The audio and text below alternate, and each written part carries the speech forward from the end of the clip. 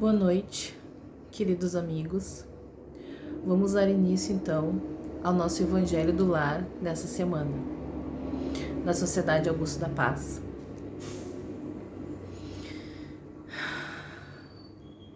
Meu Deus de amor, Espírito de luz que nos abençoe e nos protege, Augusto da Paz e amigos mentores, estejam conosco neste momento do Evangelho do Lar. Que assim seja. Não vades aos gentios. Jesus enviou seus 12 apóstolos depois de lhes ter dado as instruções seguintes: não vades aos gentios, e não entreis nas cidades dos samaritanos, mas ide antes as ovelhas perdidas da casa de Israel, e nos lugares para onde fordes, pregai dizendo que o reino dos céus está próximo. São Mateus capítulo 10, versículos 5, 6 e 7. Jesus prova em muitas circunstâncias que suas vistas não estão circunscritas ao povo judeu, mas que abarcam toda a humanidade. Se, pois disse aos seus apóstolos para não ir aos pagãos, não foi por desdenhar sua conversão, o que teria sido pouco caridoso, mas porque os judeus que criaram na unicidade de Deus e esperavam o Messias estavam preparados pela lei de Moisés e os profetas para receber a sua palavra. Entre os pagãos, a própria base faltando, tudo estava por fazer, e os apóstolos não estavam ainda bastante esclarecidos para uma tão pesada tarefa. Por isso lhes disse: ide as ovelhas esgarradas de Israel, quer dizer, ide semear num terreno já preparado, sabendo bem que a conversão dos gentios viria a seu tempo, mais tarde, com efeito, no centro mesmo do paganismo. Os apóstolos iriam plantar a cruz. Essas palavras podem se aplicar aos adeptos e aos pregadores do espiritismo. Os incrédulos sistemáticos, os escarnecedores obstinados, os adversários interessados, são para eles o que eram os gentios, para os apóstolos.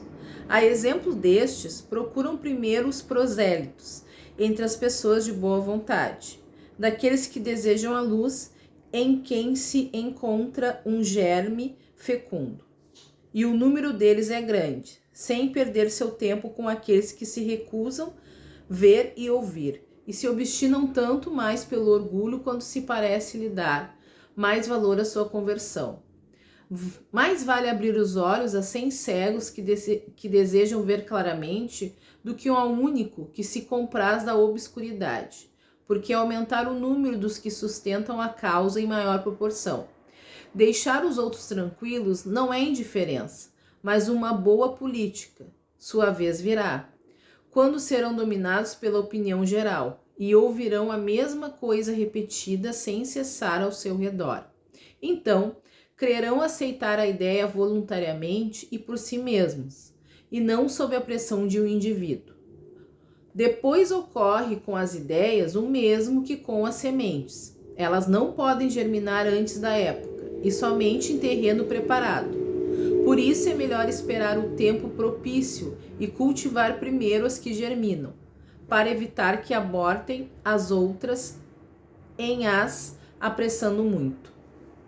Ao tempo de Jesus e em consequência das ideias restritas e materiais da época, tudo estava circunscrito e localizado. A casa de Israel era um pequeno povo, os gentios eram pequenos povos circundantes. Hoje, as ideias se universalizam e se espiritualizam. A luz nova não é o privilégio de nenhuma nação.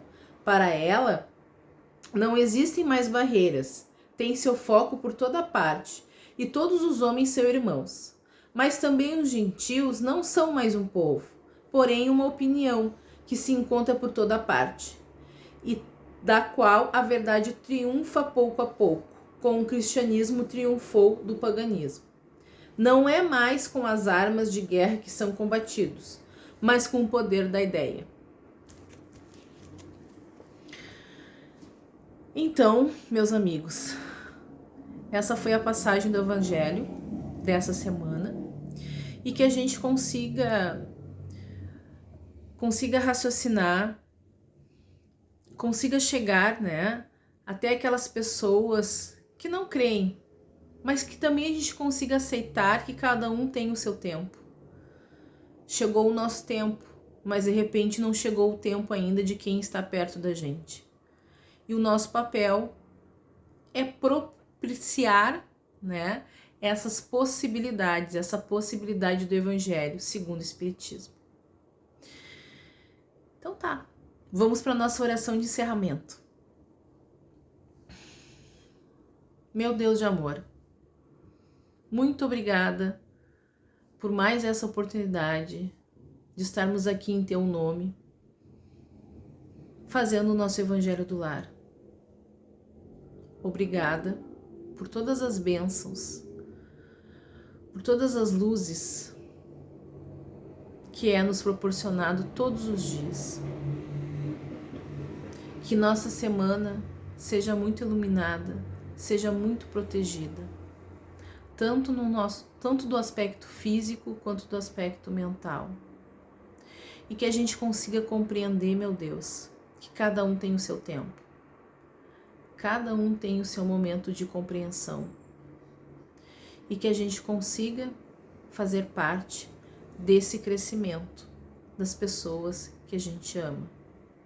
E principalmente ao nosso próprio crescimento. Esteja conosco durante toda essa semana. Que assim seja. Obrigada, amigos. Tenham uma boa semana.